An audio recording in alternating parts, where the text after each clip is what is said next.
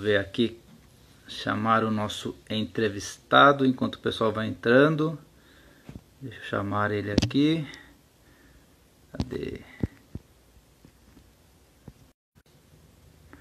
Bom, vamos lá, esperar o Guilherme Poli aparecer, tá aqui.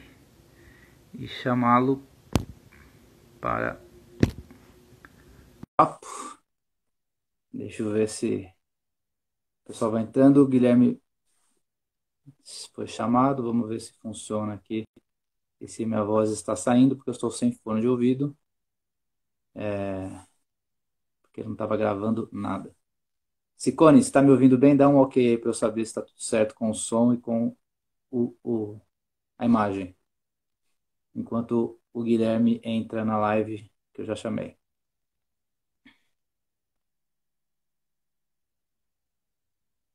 Tá devagar hoje aqui, hein? Algum erro nessa conexão. Tá ótimo, então beleza. Tá bom, o som tá bom, eu já vou assim mesmo. E torcer para não, para conseguir gravar, né? Porque das outras vezes não foi possível a gravação. Tá, atraso na voz não tem problema, né? A voz saindo tá tudo certo. Cadê o Guilherme Poli que eu já chamei? Ele não. Por que ele não pode participar? O Guilherme não sabe mexer no Instagram. Já chamei ele 2 vezes, ele não aparece aqui online comigo. Agora acho que foi. Pronto. Sabe mexer no Guilherme no Instagram? Tem um pouco de dificuldade com essas tecnologias. Eu percebi, eu percebi. Seu negócio é abrir a boca das pessoas, né? Exatamente, colocar parafuso também. Pois é. Bom, então vamos lá. Torcer para esse vídeo ser salvo, né? Porque das outras vezes nenhum dos dois eu consegui. Eu não sei que erro maluco que deu. Até troquei de telefone para fazer essa live. E de qualquer maneira, vamos fazer o que a gente tem que. Qual era a ideia? Eu vou usar mais ou menos a mesma ideia que eu fiz com a Larissa, né? Que foi da área dela e tudo mais. E torcer para, como de fato, no final, gravar isso e ficar lá salvo na nossa página para quem quiser acessar. Sim. Inclusive foi cobrado hoje, né, para gravar no IGTV. Eu falei, eu tento, mas ele não está me ajudando. Mas vamos lá. Bom, então, antes de eu falar, né, acho que melhor do que eu falar, na verdade, é você contar um pouco quem você é, qual é a sua formação. E aí depois a gente vai batendo papo sobre judô e a sua vida profissional. Beleza. Bom, eu sou o Guilherme, eu tenho 30 anos. Eu comecei no judô propriamente dito com 11 anos na escola. Acabei indo para o projeto Budô quando eu tinha 16 anos, já estava no colegial. E desde então continuo no projeto Budô. Atualmente não tenho sido tão assíduo nos treinos, né, principalmente por morar em outra cidade. Então faz bastante tempo que eu não treino, inclusive. Mas eu sempre tento estar próximo de alguma maneira da academia, né? Ajudando os corrais, enfim, sempre no que for possível participar, eu tento participar. Profissionalmente falando, eu sou formado pela Unesp de Araçatuba, formei no ano de 2013. Eu sou especialista em implante, prótese sobre implantes, e eu tenho um consultório em São Paulo, chamado Ateliê Moema. Quem quiser é só acessar aqui. E também eu trabalho em São José dos Campos e Mogi das Cruzes, na clínica de alguns amigos meus também. E hoje em dia eu moro em São José, como eu já disse. Sim. Bom, sim, você sempre sonhou em fazer odontologia ou veio depois? Como é que foi? Não, nem um pouco, eu não tinha a menor ideia. Quando terminei o colegial, basicamente eu não sabia o que eu queria fazer da minha vida. A maioria, né? Com a maioria. E aí eu fui fazer o cursinho. E aí, infelizmente, lá no cursinho eu também não sabia o que eu queria fazer da minha vida. Nenhuma das profissões mais comuns, entre aspas, assim, né? Nenhuma delas me interessava muito assim. Mas eu sempre gostei de ajudar as pessoas, eu gostava de cuidar das pessoas, né? E aí falei, bom, odontologia parece um curso legal. Comecei a me interessar um pouquinho mais, mas prestei o vestibular, mas assim, porque eu tinha que escolher um curso. E dentre todos os cursos que eu tinha visto, odontologia era o que mais me atraía, vamos dizer assim. E aí entrei mais com uma experiência mesmo, numa outra cidade, inclusive, né? Eu sou de São Paulo, fui lá para Araçatuba e adorei, cara. Eu hoje em dia não me vejo em outra profissão sem ser odontologia. Então foi uma sorte muito grande de ter dado certo de primeiro. Tem muita gente que faz uma faculdade, aí faz um ano da faculdade, aí larga, vai fazer outra coisa. E fica rodando nisso por anos, anos e anos, até achar alguma coisa que ela gosta de fazer mesmo. Então eu tive uma sorte muito grande. Logo na primeira tentativa, assim, eu me identificar bastante. Sim. Muito bem. Muita gente faz. Na verdade, a gente entra muito novo na universidade, né? Eu acho que aqui no Sim. Brasil a idade não é adequada, muito, muito sem noção, né? Acho que um pouquinho, 2 anos depois já seria. Os erros seriam menores, né? Mas é o sistema que a gente tem ainda, né? Quando Ou aumentaram um ano. talvez. Ou Aumentaram um ano talvez. um tempo atrás no ensino fundamental, mas em vez de colocar para cima, colocar para baixo, quer dizer, não resolveu Sim. nada. Sim, e também no próprio colegial, no próprio ensino fundamental, a gente não tem uma abordagem muito legal sobre, de fato, várias profissões, né? A gente tem só aquele cronograma pré-determinado, português, matemática, física, química e pá, e só. Não tem nada mais do que isso, né? Tem uma discussão enorme aí nessa reformulação da grade, mas até agora nada. Bom, vamos para o nosso papo aqui. Então, assim, em relação às nossas áreas, né? O seu primeiro contato com o judô, então, foi na escola. Aí foi o seu Foi. sua primeira vez que você se viu no judô foi na escola? Sim, foi com 11 anos, na quinta série. Quando eu estava no jardim, tinha tido pré-judô, né? Então, se a gente considerar, teria sido, então, no jardim de infância.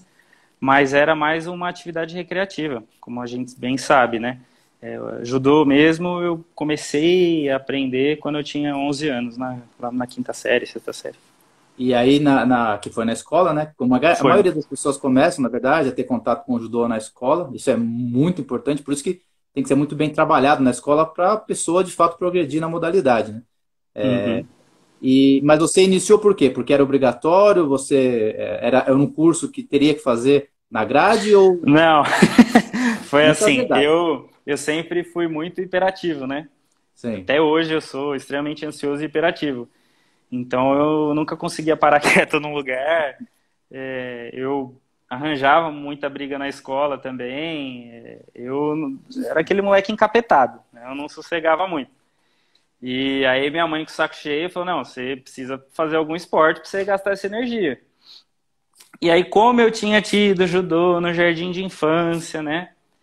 Aí lá no colégio módulo tinha a opção de atividade extracurricular, como judô. Eu falei, bom, vou escolher fazer o judô. É uma coisa que eu gostava quando eu era pequeno. Futebol nunca foi muito bom. Então eu falei, não, então vamos testar o judô. E aí eu gostei bastante. O sensei Sérgio, que foi meu primeiro sensei de fato, foi ele quem fez de fato eu gostar bastante do judô, né? E aí foi isso. Então, na verdade, você entrou porque sua mãe meio que obrigou, então. A verdade é essa, né? Ela não aguentava eu fazendo mais bagunça, né? Em casa, na escola, aprontava muito. E aí ela resolveu me colocar em alguma atividade. Sim. Quando eu falei do judô, ela gostou demais, né? Porque é extremamente disciplinada, né? A modalidade. Então, isso ajudou bastante. Eu consegui me focar mais, por exemplo, em estudar, eu conseguia me dedicar mais, me concentrar mais nas aulas, na escola, né? Foi muito bacana. Ótimo. Sim, dentro do judô, a partir do momento que você de fato começou a fazer e depois você progrediu da escola para a academia, qual a maior dificuldade que você sente, assim, que você sentiu ou sente treinando em cima do tatame, assim? Qual que é para você a coisa mais difícil de conseguir fazer? Cara, fazer o golpe bem feito. Acho que esse é muito difícil, porque fazer o golpe de qualquer jeito todo mundo faz. Agora, você fazer ele com a mecânica certinha, correta, é muito difícil. E eu sempre sempre tive muito problema de dor no joelho, tendinite no joelho, enfim. Eu sempre tive muita dificuldade em fazer golpes que necessitava, né, de uma explosão, de agachar com o joelho, por exemplo, um seu inargue, alguma coisa do tipo assim, eu sempre tive muita dificuldade. Tanto é que você sabe que o meu golpe favorito é o Deash Barai, que Sim, sim. não precisa basicamente flexionar o joelho, né? Então essa era a minha maior dificuldade. Eu pensei que de repente a maior dificuldade que você teria lá, ainda mais quando era criança, era para se comportar, né? Porque o judô é muito Sim, disciplinador, né? Eu também fui isso hiperativo e foi. para mim era isso a maior dificuldade. Eu ficar Mas parado não no foi, lugar, para mim mas não foi. foi, Sensei, porque assim, inclusive depois pode até perguntar pro Sérgio, não foi nem um pouco. Assim, eu era bagunceiro e tal, mas no judô, não sei, eu parava assim, né, daquele choque, falou, opa, acho O que ambiente se eu for ajuda, né? bagunceiro aqui, o negócio vai azedar pro meu lado, né? Vai Sim, ficar meio ruim exato. aqui. Sim, sim, sim. Então Engraçado eu você ver. sempre fui bem comportado no Do, judô. no- do nosso grupo, assim, eu vou bater um papo com ele, o Franklin foi desse lado também. O Franklin ele tinha esse histórico de ser terrível. Eu recebi o feedback das professoras, da diretora da escola. Entrou no tatame, não teve uma vez que eu falei com ele para se comportar. A mesma coisa, né? O ambiente acaba trabalhando a favor, né? Nesse sentido de organização e É. disciplina, né? Impressionante. Também e o medo também, né? É um É, bom também. medo. Também, né? E assim, depois que você se desenvolveu, foi treinou, né? E até antes, independente de ser depois ou antes da faixa preta, com a prática mesmo, né? O que para você assim, você consegue detectar e perceber que foi uma mudança na sua questão pessoal mesmo, você como ser humano, a sua maior mudança após a treinar e se desenvolver no Prato Budô lá na academia? Olha, a maior mudança é até em relação a um dos pilares do judô, que é o Jita Kyoei, que é de querer realmente fazer o bem para a nossa sociedade, para as pessoas que nos cercam, a gente levar sempre. A gente sabe que ser honesto é uma obrigação, mas hoje em dia não é bem assim, né? Mas, enfim, sempre tentar ser honesto, fazer o correto e, principalmente, tudo que for colocar a mão para se fazer, tudo que eu for me dedicar a fazer, eu fazer isso daí com a maior dedicação possível, né? Entrar realmente de cabeça e não fazer, eu vou fazer só meia boca, não. As pessoas que me conhecem sabem que tudo que eu me proponho a fazer, eu tento fazer da melhor maneira possível. E, inclusive, eu fico muito irritado quando eu não consigo atingir o meu objetivo, né? Esse é um grande defeito que mesmo eu tentando, se eu não consigo atingir o que eu queria, eu fico extremamente decepcionado e irritado, né? Então, pensando num resumão assim, seria buscar a excelência, então, no que Em você. tudo que eu faço, sempre tento buscar excelência em tudo que eu faço. As pessoas que trabalham comigo que estão assistindo a live, também vão concordar com isso. Dentro do consultório, eu sempre busco tentar fazer o melhor possível.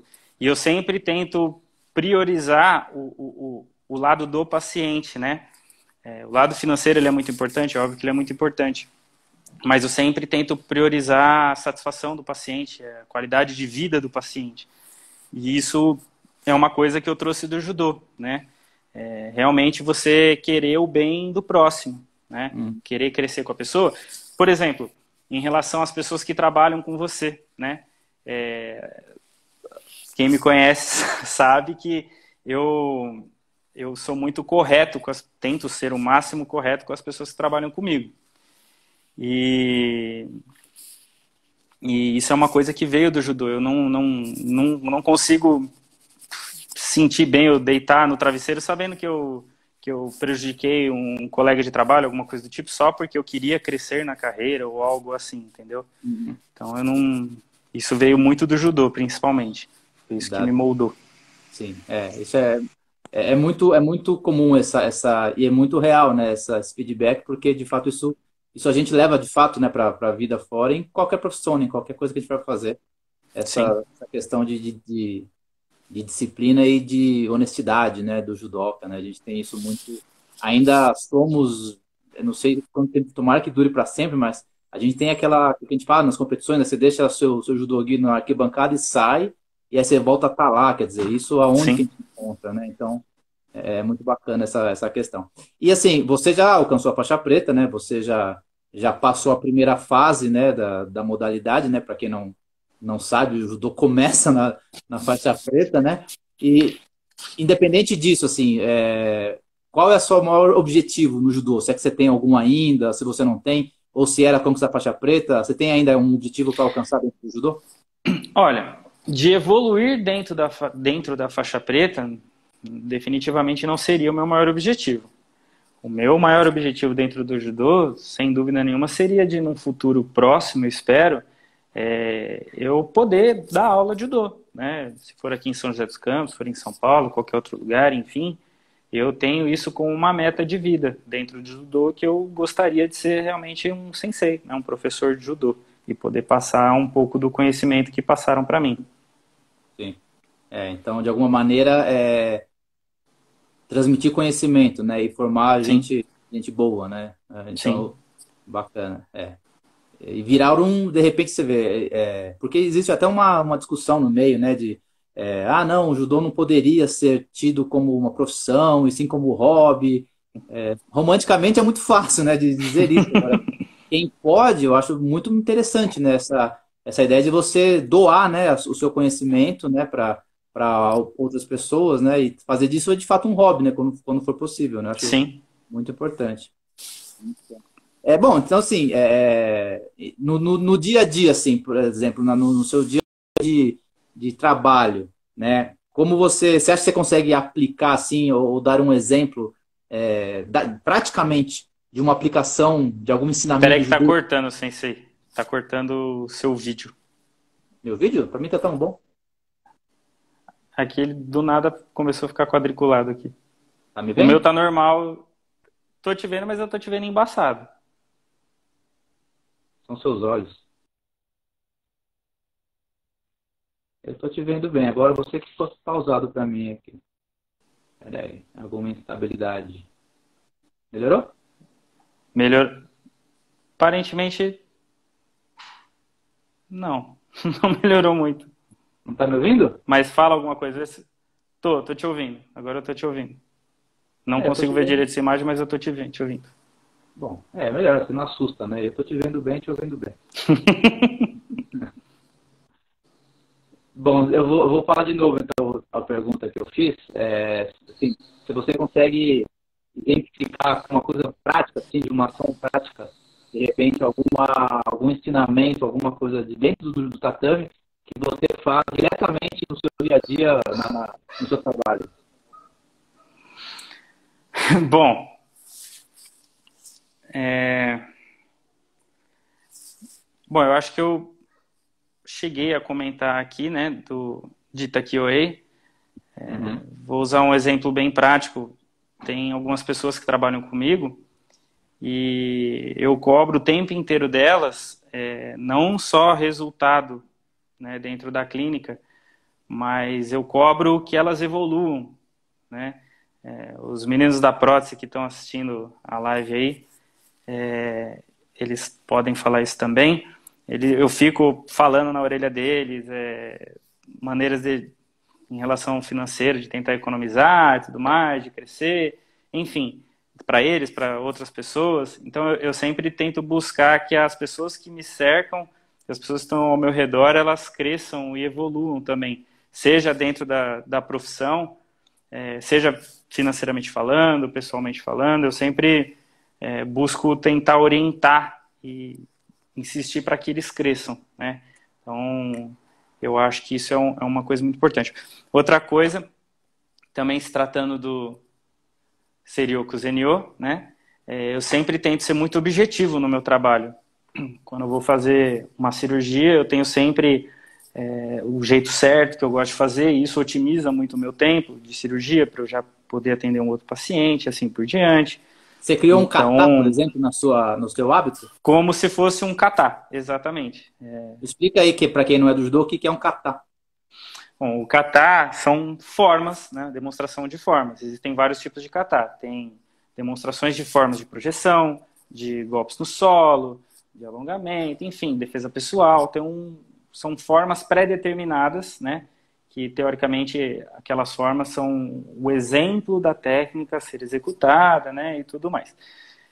No meu trabalho, então, eu tenho como se fosse um kata para realizar os procedimentos, né? Inclusive, eu sou muito chato. Sabrina e a Rafaela, que me acompanham na clínica a maior parte do tempo, elas sabem que eu sou muito metódico, né? Eu tenho que seguir aquele passo a passo extremamente correto. Quando eu vou atender um paciente, determinado material sempre tem que estar na minha mesa. Quando eu vou fazer uma cirurgia, dependendo da cirurgia, eu tenho que ter já determinado instrumental pronto para caso eu precise utilizar, né? Então eu sou bem rígido em relação a isso. Então, mais uma coisa, um gancho da daria para puxar, né? Das coisas Sim, do judô, a forma e a repetição, né? Sempre, né? Para de fato sim, ter sim, excelência. sem dúvida. É, Repetição, demais. é o nosso maior aprendizado. Dentro da área, assim, da sua área, você não é especialista, né? Eu sei, mas eu acho importante, né? Para fazer, inclusive, o vínculo, a ligação. Conta um pouco sobre essa. No Brasil é novo, né? Na verdade, isso já tem um tempo lá fora, mas no Brasil é um pouco novo ainda essa questão da odontologia esportiva, né? Como tem muita coisa específica do esporte, também tem, né, a ortodontia ou a odontologia esportiva. Conta um pouco sobre o que é isso, do que se trata, né? E quais são os benefícios, né, aos atletas, né? Bom, como você acabou de falar, né? Não é a minha especialidade odontologia esportiva, eu sou especialista em implante, né? Mas, como cirurgião dentista, tem coisas que são bem abrangentes, né? Bom, aqui no Brasil, meados de 2015, foi reconhecido pelo Conselho Federal de Odontologia a especialidade odontologia esportiva, né? E dentro dessa especialidade, eles abordam temas preventivos, enfim, uma série de coisas. Vamos detalhar algumas delas então.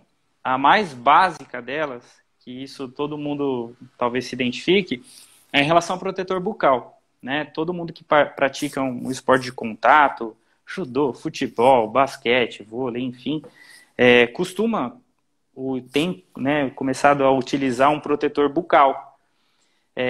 Esse protetor bucal, você acha ele de maneira muito simples em várias lojas de artigo esportivo, mas não é uma coisa personalizada, né? Então, é um protetor bucal comum, que, né, tem uma média ali do tamanho da boca que eles utilizam.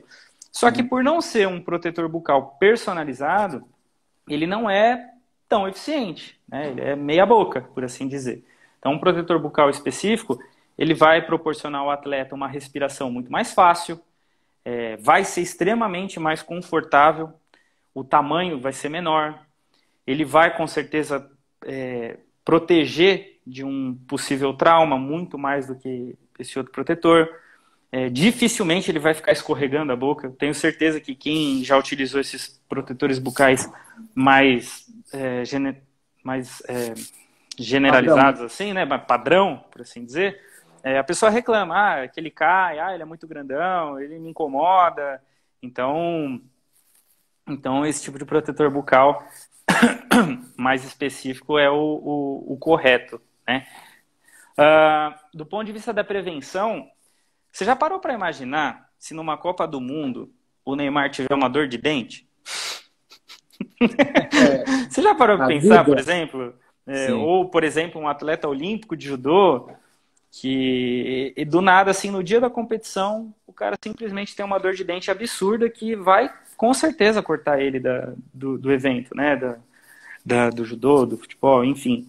Então, a odontologia preventiva ela é fundamental nisso, porque um atleta olímpico que está se preparando, ele tem que estar com a saúde geral ok. E a nossa boca não está fora do nosso corpo, né? Então, Uhum. obviamente que influencia bastante.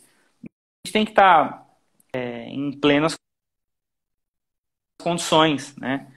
Para você poder disputar uma competição.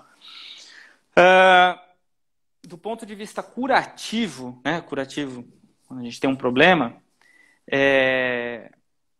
os traumas faciais, eles afetam bastante, né? Então, por exemplo, no judô, No judô, trauma facial acontece, mas não é tão frequente. Mais num boxe, num futebol, enfim. É o cirurgião dentista. Aí, no caso, o especialista em cirurgia e traumatologia bucomaxilofacial, que vai fazer a cirurgia de reconstrução, quando a fratura ela é, obviamente, facial, né? Que mais? Uma coisa muito importante, você falou de ortodontia. O termo correto, como eu disse, é odontologia do esporte, tá? Mas a ortodontia ela está muito relacionada, porque pouca gente sabe, mas o posicionamento, né, da nossa arcada, ela influencia bastante na nossa postura. Uhum. Vamos usar um exemplo aqui, né? Uma pessoa que seja, vamos explicar, paciente classe 2 é aquele paciente que tem a maxila para frente e o queixo um pouco mais para trás. Esse tipo de paciente, ele tem um costume maior de, posturalmente falando, ele ser mais corcunda. Um paciente, por exemplo, que é o contrário, que é aquele paciente que tem o queixão para frente e a maxila é mais para dentro, mais recuada. Esse é um paciente que tem o costume de já andar mais curvado para trás, né? Isso, obviamente, que a postura influencia em N modalidades esportivas, né? Então, isso acaba interferindo. Outra coisa, mau posicionamento dos dentes. O mau posicionamento dos dentes, às vezes, gera dificuldade de respiração daquela pessoa, e aí a gente sabe que se você não controla a sua respiração durante a prática do esporte, você perde o fôlego super rápido, né? Sim. Até brincando, né? O Ronaldinho Gaúcho, ele foi um gênio que ele foi com os dentes daquele jeito, né? O Ronaldo Fenômeno também, enfim. Imagina se tivesse, de repente, a oclusão correta, né? Corrigida certinho, do jeito que deveria ser. Talvez eles seriam atletas melhores ainda, Melhores né? ainda. Claro, o rendimento aumentaria, né? Então, o rendimento aumenta. Então, como no esporte, profissionalmente falando assim, né? O alto rendimento é o que determina, um cisquinho pode fazer, de fato, a diferença, né? Sim, sim, sem dúvida. Eu lembro de, se eu não me engano, o goleiro do Corinthians, aquele Cássio, que tem aquilo bem para frente, né? A parte de baixo, ele começou a fazer um trabalho, inclusive, com isso, essa questão da Sim. odontologia do esporte, para corrigir e certamente melhorar o seu desempenho, além da estética, melhorar o desempenho, né? Porque ele vive disso, né? No caso do Cássio, o problema dele é totalmente cirúrgico, né? Uhum. A gente percebe nitidamente que é totalmente discrepante a mandíbula da maxila dele. Então, só que como é que você vai falar, por exemplo, para um atleta como o Cássio, que ele tem que fazer uma cirurgia que ele vai ficar em torno de uns 4 a 6 meses totalmente parado, sem fazer absolutamente nada? Não Sim, tem como. Você vai destruir a carreira do cara. sim. Então, nesse sentido, a odontologia do esporte, ela entra para buscar maneiras alternativas de tentar ajudar aquele jogador de futebol a conseguir um resultado melhor, caso seja identificado que ele está tendo uma piora nos resultados devido, por exemplo, ao problema bucal dele. Então, tem alguns aparelhos extraorais que podem ajudar em relação a isso, além dos aparelhos intrabucais também. Eu recebi uma pergunta, não sei se é a sua área, mas ele perguntou se é melhor ou pior o protetor mole ou rígido, protetor bucal. Se Olha, existe uma diferença. o protetor bucal, a ideia dele proteger, vamos dizer assim, ele tem que servir como uma barreira, né? Então, se for uma barreira mole, não está barrando, está cedendo, né?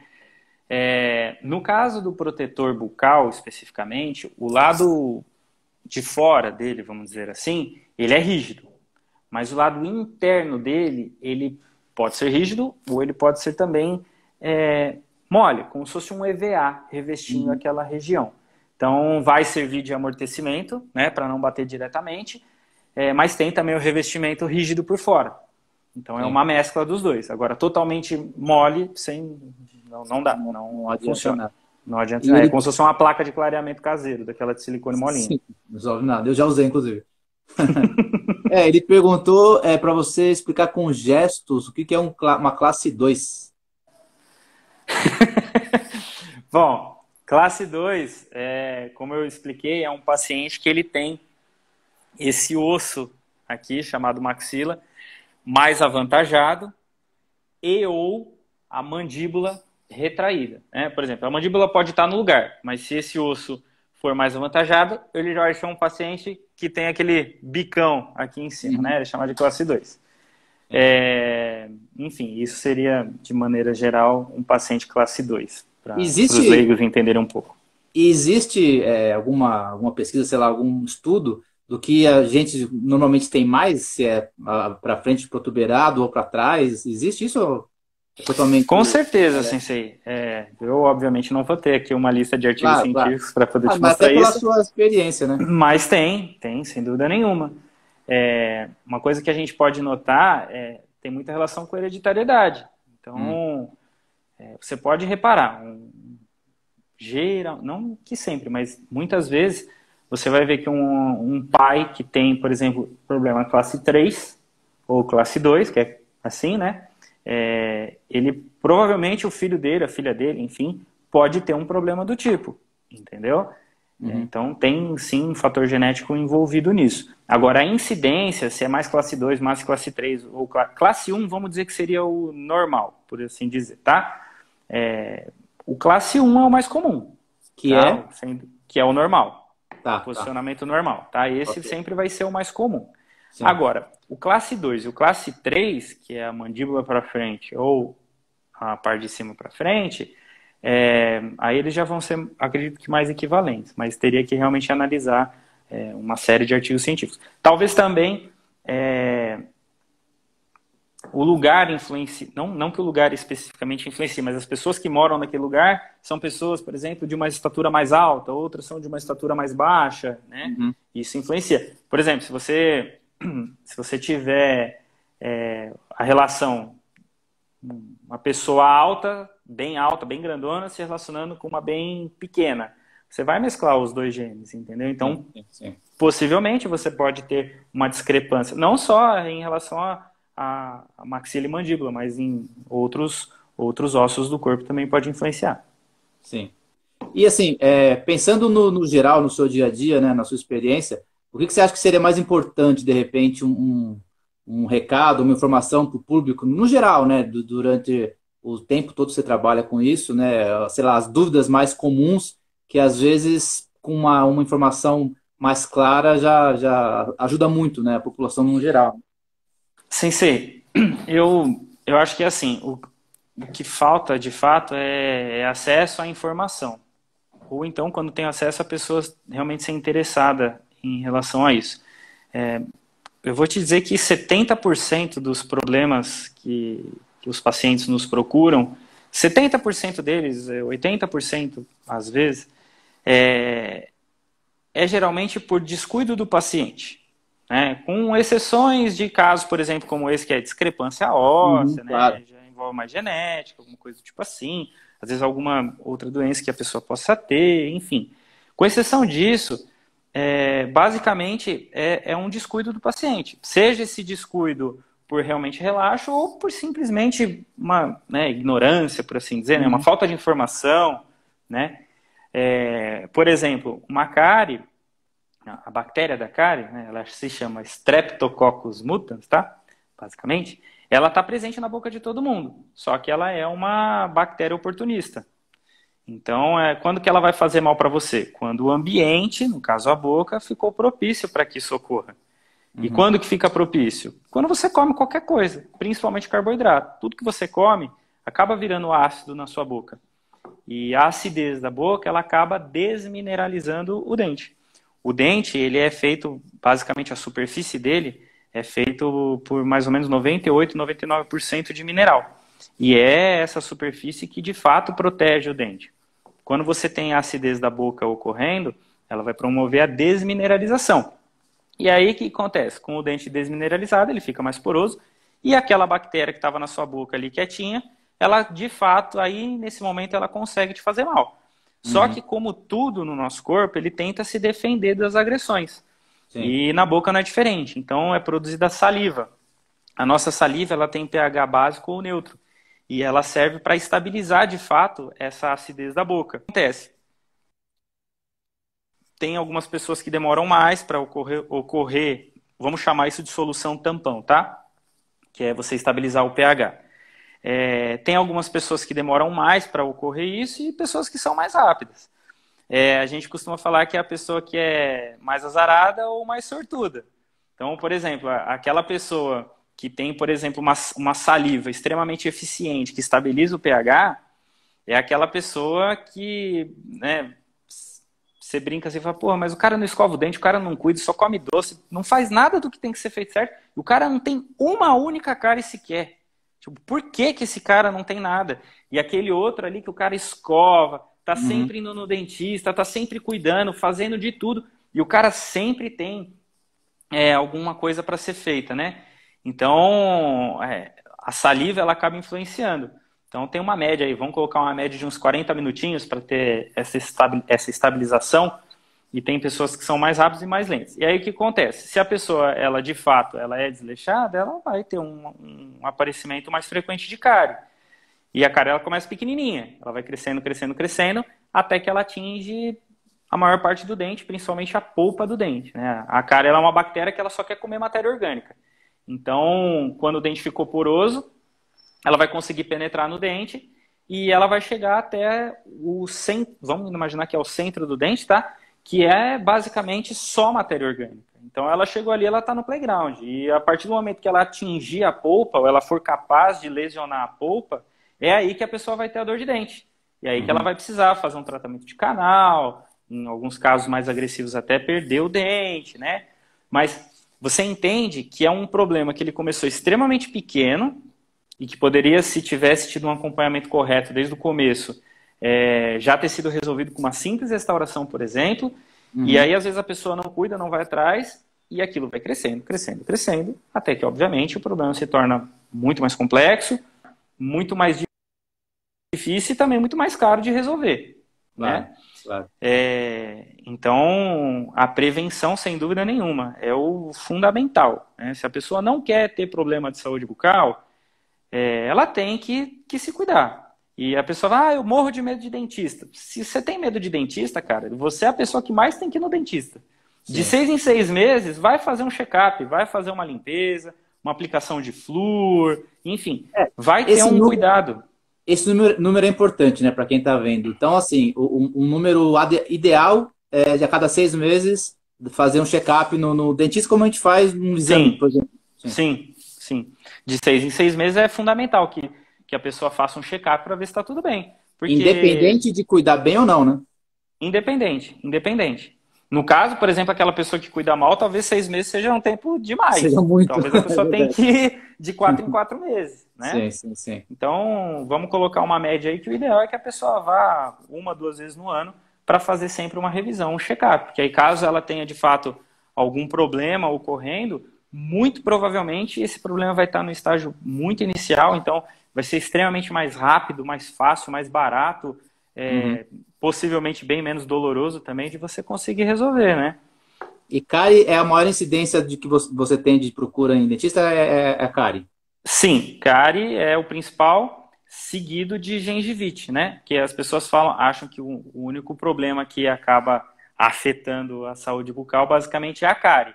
A cárie é o principal, mas a gente pode colocar logo no segundo lugar ali, não muito distante, a gengivite, que nada mais é do que a inflamação dos tecidos da gengiva. E essa inflamação ela ocorre basicamente por conta da sujeira que está ao redor do dente. Então, aquela sujeirinha que a cárie usa para conseguir penetrar no dente e destruir ele, também tem outras bactérias que estão presentes na nossa microbiota bucal, que elas também são oportunistas e aí elas começam a fazer mal para a gengiva. E o primeiro sinal que você vai identificar é o sangramento gengival.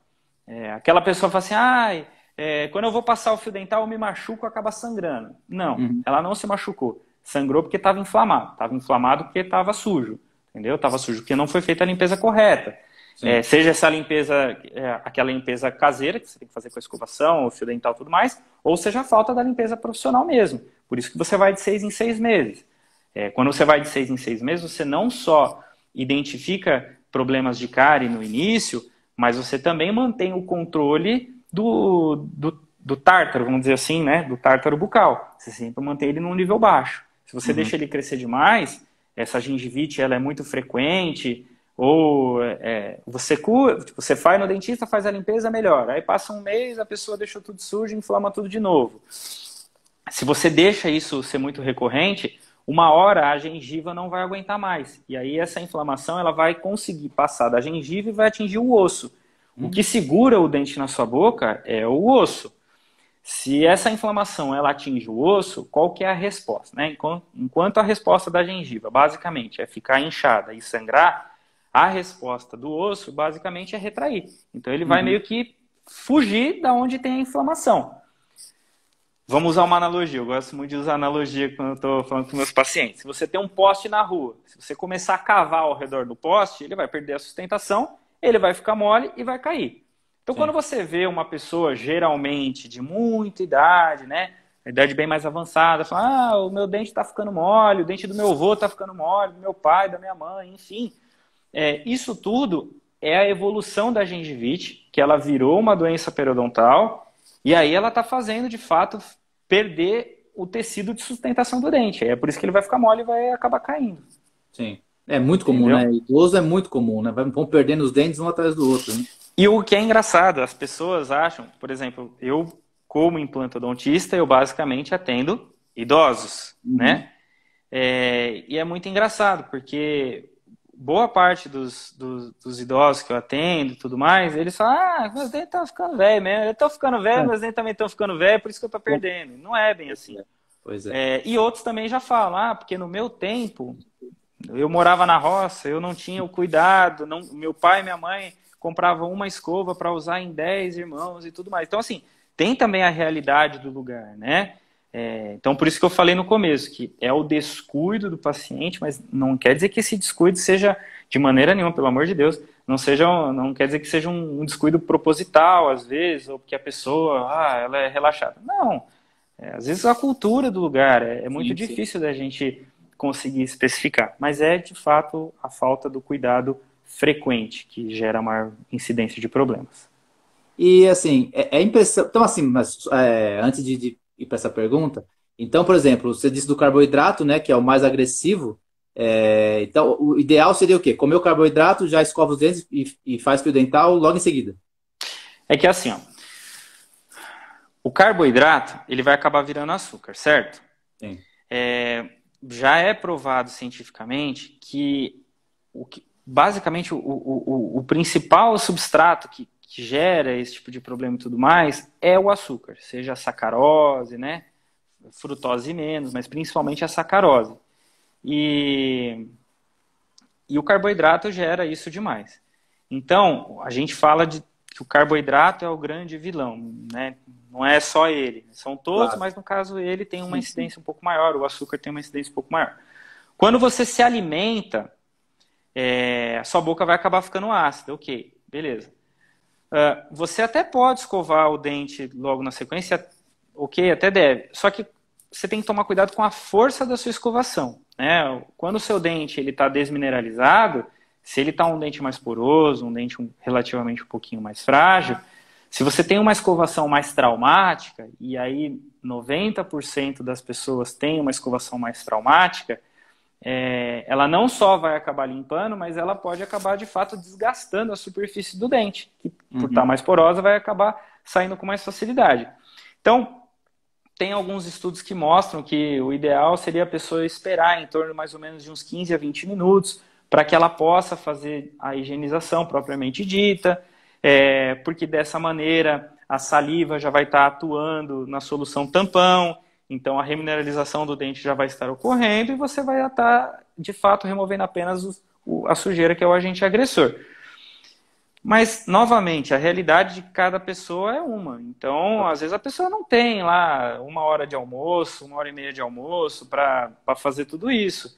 Então, se ela não tiver um tempo depois, é melhor que ela faça antes. Desde que ela faça a higienização, tá ótimo. Porque tem muita gente que não faz higienização nenhuma. A pessoa acorda, escova o dente. Aí ela vai lá, toma café da manhã. Já sujou. E não vai escovar o dente. E aí ela vai trabalhar. Vai, trabalha. Aí chega na hora do almoço, ela vai e almoça.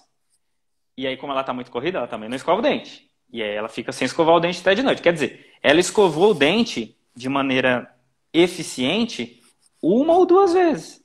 Uhum. né? E ficou o dia inteiro com um monte de sujeira na boca, se alimentou várias vezes ao dia, né? E tudo mais. Então, aquela pessoa está extremamente suscetível a ter, por exemplo, cárie ou qualquer outra coisa. Então, de fato, se ela escovar logo em seguida ou esperar um pouquinho, desde que ela escove, desde que ela limpe, estamos no Já tá lucro, ótimo. entendeu? É.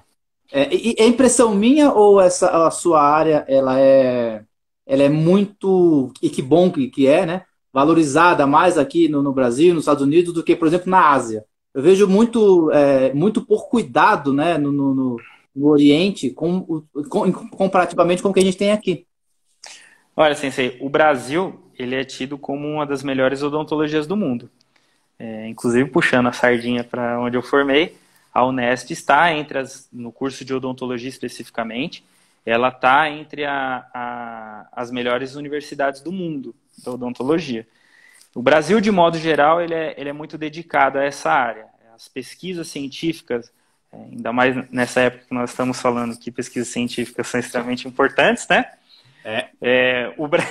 O Brasil, ele é um dos países que mais produz pesquisa científica, mesmo a gente tendo um dos menores investimentos, né? Enquanto você vê que os Estados Unidos e Reino Unido, por assim dizer, tem, obviamente, muito mais dinheiro para produzir pesquisa, o Brasil tem muito menos e a gente se vira com o que a gente tem. Uhum. Então, é de tirar o chapéu para a ciência brasileira, sem dúvida nenhuma. A gente não tem apoio de ninguém. E hoje em dia a gente não tem nenhum apoio, principalmente do governo. Sim. Corte de bolsa de aluno de doutorado, mestrado. Então, é de tirar o chapéu, porque o cara está ali basicamente trabalhando de graça, Sim. em pró da ciência brasileira, sabe? Então, é É. basicamente isso. Agora, em relação ao que você falou da Ásia, sem dúvida. A Ásia, como de maneira geral, é, ela não tem realmente um grande cuidado com a odontologia, né? Como assim você falou, Estados Unidos e Brasil estão em primeiro lugar em relação a isso. E você vê, né? Você fez uma faculdade pública, né? Eu também fiz, e de fato, né, é onde ainda existe pesquisa no Brasil, né? E já que você tocou nesse assunto, o que que você acha, assim, como você da área da saúde, né? Formado na área da saúde, vive e trabalha na área da saúde, como você vê hoje em dia, no Brasil principalmente, um movimento, né? Não consigo nem adjetivá-lo, um movimento das pessoas negando a ciência, né? Como se ela fosse fazer mal, fizesse mal, e aí começamos a de novo discutir coisas já absorvidas, né? E como você vê isso como sociedade? Isso reflete bastante a ignorância, né, da nossa sociedade, mas principalmente pela falta de estrutura que a gente tem em educação básica, né? Educação básica fundamental é a grande deficiência, porque se bem que hoje em dia também até algumas pessoas teoricamente letradas, por assim dizer, estão Sim, soltando algumas pérolas, né? sim, Mas sim. vamos usar o geral do que a gente está falando, né? O nosso país, infelizmente, ele não é um país de todos, ele é um país de poucos. E ele é extremamente, infelizmente, ele é ignorante, o nosso país. E isso acaba se refletindo. Então, e aí, por exemplo, você tem uma pessoa que já não tem aquela grande instrução sobre um assunto, um determinado assunto.